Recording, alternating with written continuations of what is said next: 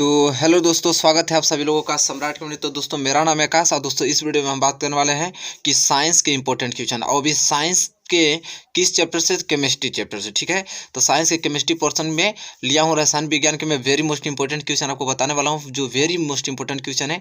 ठीक है, बहुत पॉपुलर क्वेश्चन मैं चूज किया हूँ। तो दोस्तों वीडियो को शुरू से लेकर लास्ट तक देखिएगा और वीडियो को शेयर कीजिएगा। अब वीडियो पसंद आए तो लाइक कीजिएगा। ठीक है, अभी तक आप चैनल पर नए हैं तो प्लीज़ चैनल को सब्सक्राइब कर लीजिए और बेल आइकन को प्रेस कर लीजिए।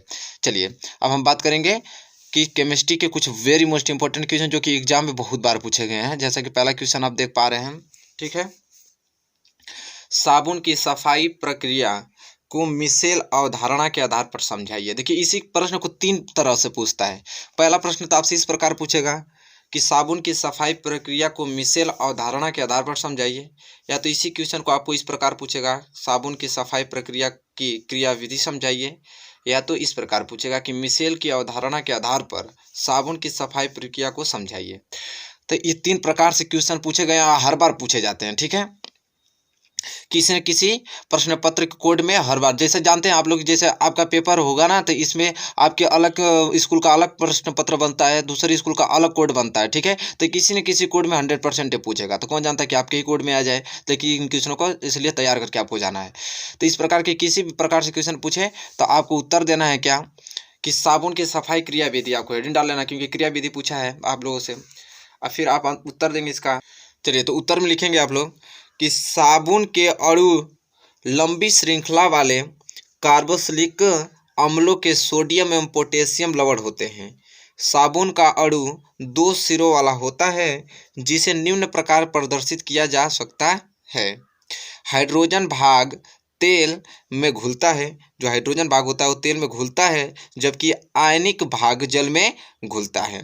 जल में साबुन घोलकर कपड़ा धोने पर साबुन के अणु मिशेली संरचना तैयार करते हैं, जहां साबुन के अणु का एक सिरा तैलीय कण मैल की ओर तथा आयनिक सिरा बाहर की ओर होता है। इससे पानी में इमल्सन बनता है। इस प्रकार साबुन का मिशेल मैल को पानी में घोलने में मदद करता है और हमारे कपड़े साफ हो जाते हैं। ठीक है, तो ये आपको प्रश्न को एकदम तैयार करके आपको किसी कीमत पे जाना है। ठीक है, जिस प्रकार मैं तैयारी करवा रहा हूँ, जिन क्वेश्चन को मैं आपको कहूँगा कि याद करके जाना, उसे 100% ही याद करके आप जाएं।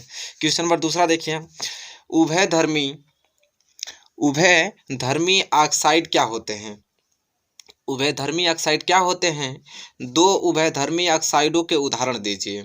ठीक है, देखिए वेरी मोस्ट इंपॉर्टेंट क्वेश्चन। तो आप उत्तर लिखेंगे, एल्युमिनियम ऐसी धातु है जो उभयधर्मी ऑक्साइड बनाती है, अर्थात यह ऑक्साइड अम्ल तथा क्षार दोनों की प्रकृति रखती है। ठीक है, और उदाहरण आप दे सकते हैं कि Al2O3 में मिला दिया जाए या 6HCl, तो ये बनाती है 2AlCl3 प्लस 3H2O बनाता है। ठीक है, और एक एग्जाम्पल ये भी आप दे देते हैं, Al2O3 प्लस 2NaOH मिलकर बनाते हैं 2NaLO2 प्लस CH2 बनाते हैं। तो ये उदाहरण आपको देना होगा। ठीक है, तभी आपको नंबर फुल मिलेंगे। तो उम्मीद करता हूँ क्वेश्चन दूसरा भी आपको समझ में आ गया होगा। आप इसे नोट करके आपको रफ में ऐसे एक बार बढ़िया से देखकर दिमाग में कोई ना कोई इमेज इसका बना करके किस प्रकार मुझे लिखना है, आप एग्जाम पहुँच जाइएगा।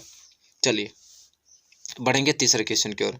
और तीसरा क्वेश्चन देखिए, कह रहा है, आपने तांबे के मलिन बर्तन को नींबू या इमली के रस से साफ करते अवश्य देखा होगा। यह खट्टे पदार्थ बर्तन को साफ करने में क्यों प्रभावी हैं? ठीक है, वेरी मोस्ट इंपॉर्टेंट क्वेश्चन है।